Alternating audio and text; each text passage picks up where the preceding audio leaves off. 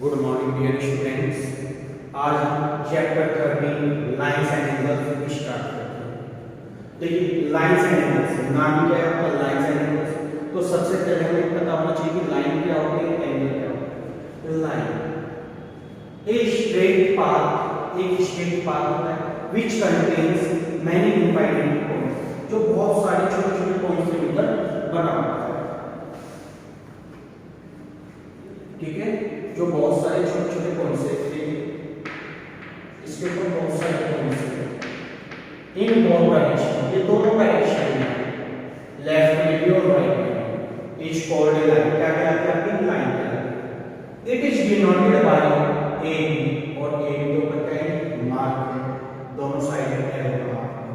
ये A B side में जा रही है, एक डायरेक्शन में जा रही है और एक डायरेक्शन में भी जा रही है। कहां तक जा रही है, इनफाइनाइट, जिसका कोई पता नहीं है। We can't measure a line, हम इसको मेजर नहीं कर सकते। और third, it has no ending point, भाई जब इसका ये नहीं पता है कहां तक जा रही है तो इसके कोई भी एंडिंग पॉइंट्स नहीं है। सेकंड, लाइन सेगमेंट क्या होता है, एक पार्ट ऑफ लाइन। ये जो लाइन है इसका कोई पार्ट नहीं है, कोई पार्ट नहीं है। एक part of line is called line segment, क्या कहलाती है, लाइन सेगमेंट कहलाती है। It is denoted by A B, A B के ऊपर मार्क, ये लाइन सेगमेंट का मार्क है। इसके बाद वी कैन मेजर, हम इसको क्या कर सकते हैं, मेजर कर सकते हैं। और third, it has two ending points, कितने एंडिंग पॉइंट्स हैं इसके पास, टू एंडिंग पॉइंट्स। और फिर क्या है आपका नेक्स्ट रे। रे देखिए क्या होता है, रे आपके एक लाइन सेगमेंट की होती है, इसको आप एक डायरेक्शन, इसकी डायरेक्शन में क्या कर देते हैं, प्रोड्यूस कर देते हैं, एक्सटेंड कर देते हैं। रे when the line segment is extended in one direction then it is called AB, क्या कहलाती है, AB। ये AB लाइन सेगमेंट थी, इसको मैंने B की डायरेक्शन में क्या कर दिया, एक्सटेंड कर दिया, बढ़ा दिया, तो ये हमारी AB। It is denoted bye AB, ठीक है। जो एरो का साइन है वो किस डायरेक्शन में, B की डायरेक्शन में, तो ये B की डायरेक्शन में क्या कर रही है, मूव कर रही है। इसके बाद वी कांट मेजर, हम इसको मेजर नहीं कर सकते, ये पता नहीं कहां तक जा रही है, इनफाइनाइट तक जा रही है। And third, it has only one ending, इसका सिर्फ और सिर्फ एक एंडिंग पॉइंट होता है। ये आपका बेसिक कांसेप्ट था। देखो ये जो आपकी लाइन है, लाइन को मैंने कैसे डिनोट किया, ए बी से डिनोट किया, यस और नो, इसको मैं बी ए भी कर सकता हूं, बी ए से भी डिनोट कर सकता हूं, ठीक है। इसके बाद जो हमारी लाइन सेगमेंट है, किससे किया मैंने, ए बी से किया, इसको मैं बी से भी कर सकता हूं। लेकिन जो आपकी रे है, रे आपकी कौन सी डायरेक्शन में जा रही है, बी की डायरेक्शन में जा रही है, तो एरो का साइन सिर्फ बी की डायरेक्शन में होगा, कभी भी ए की डायरेक्शन में नहीं होगा। ये आपका क्या था, लाइन सेगमेंट एंड रे।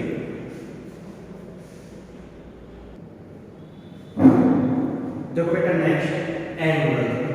What is an angle, angle के ऊपर क्या है, देखो एंगल है आपका, ये सिंपल फिगर है, सिंपल फिगर जो है वो किससे बनी है, OA एंड OB, ये आपकी टू रेज से बनी है।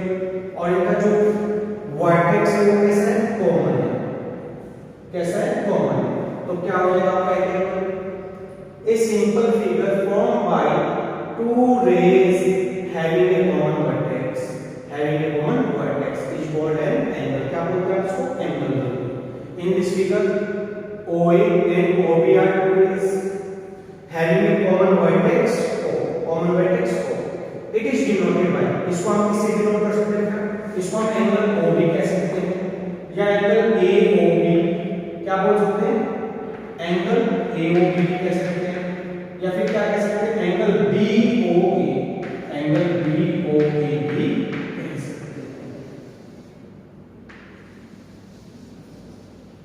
ठीक है, आप इसको ऐसे भी बोल सकते हैं, एंगल या फिर एंगल AOB या फिर एंगल BOA, जो आपका मिडिल होता है पॉइंट, वही आपका एंगल होता है। ठीक है, चलिए supplementary angles. What are supplementary angles, क्या होते हैं supplementary angles, two angles are said to be supplementary if their sum is 180 degree. आपके किन्हीं दो एंगल्स का सम अगर 180 डिग्री है तो सप्लीमेंट्री कहलाते हैं। So two angles are said to be supplementary if their sum is 180 degree. For example,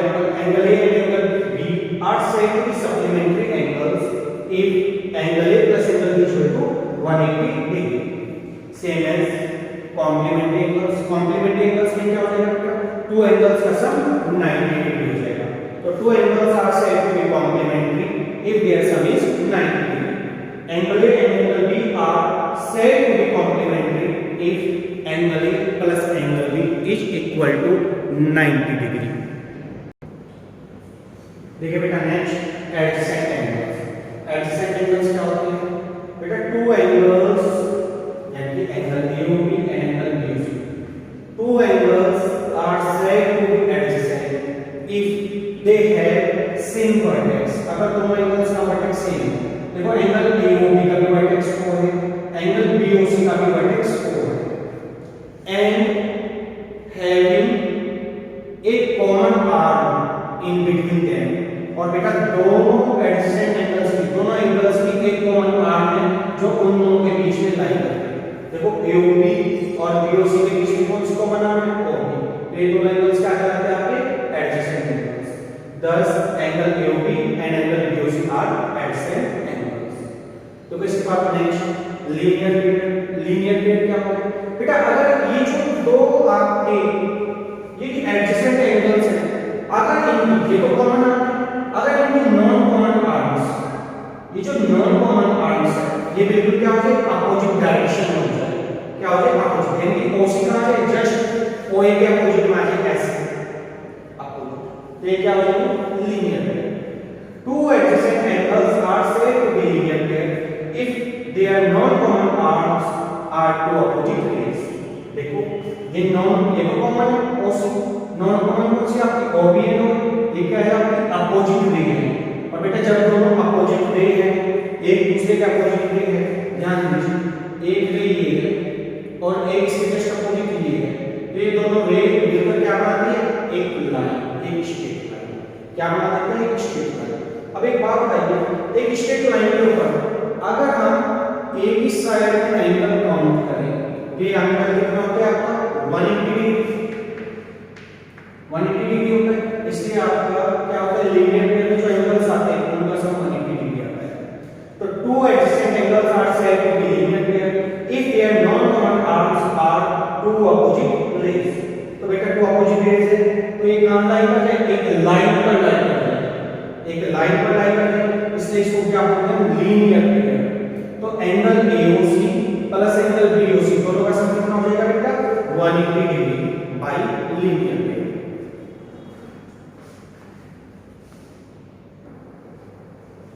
next two important relation. ये क्या है?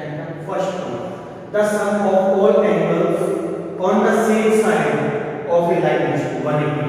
देखो ये आपकी AOB की लाइन है, इसके ऊपर OC OD OE की रेज क्या कर रही है? स्टैंड कर रही है। तो AOB पर जितने भी आपके एंगल्स बनेंगे सभी एंगल्स का सम कितना होगा? 180 डिग्री, क्योंकि एक लाइन के सेम साइड में क्या बन रही है? सभी एंगल्स बन रहे हैं। तो क्या हो जाएगा? Angle AOE plus angle DOE plus angle COD और प्लस एंगल BOC सभी एंगल्स का सम। ये देखो 1 2 3 4 के 4 एंगल्स का सम कितना होगा? 180 डिग्री। कर दीजिए AOB plus DOE plus COD plus BOC equal to 180 degree. इसके बाद द सम ऑफ, सॉरी यहां थोड़ा सा मिस्टेक होगा, the sum of all angles, the sum of all angles, the sum of all angles around a point is 360 degree। बेटा ये आपका OP point है, इसके अराउंड जितने भी एंगल्स बनेंगे उन सभी एंगल्स का सम कितना होगा? 360 डिग्री होगा। तो देखो OA OB OC OD 4 rays है, तो सभी एंगल्स का सम क्या हो जाएगा? Angle AOB plus angle BOC, देखिए AOB plus BOC plus angle COD plus angle DOA plus COD plus BOD is equal to 360 degree.